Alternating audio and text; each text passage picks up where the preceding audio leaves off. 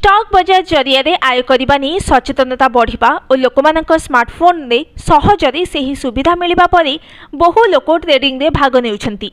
अल्प समय भितर अधिक रोजगार करने लोभरे राज्यर हजार हजार लोक फ्यूचर एंड ऑप्शन रे निवेश करी विपुल क्षति सहिछंती। भारतीय प्रतिभूति और विनिमय बोर्ड एक रिपोर्ट अनुसार 2023-24 आर्थिक वर्ष में F&O रे राज्यर 1,60,000 रु अधिक ट्रेडर अंशग्रहण करथिले। सेही वर्ष ओडिशा ट्रेडरंकर हाराहारी मुंडपिछा क्षति 19,000 टंका रही।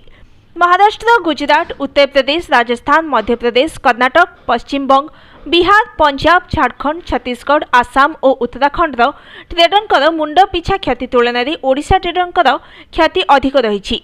F&O रे हेउथबा क्षति संपर्क में सेबी पंजीकृत आर्थिक परामर्शदाता कृष्णदत्त कहिसेंती जे एही वर्ग को बृहत संस्थागुड़ी दृष्टि रखी प्रस्तुत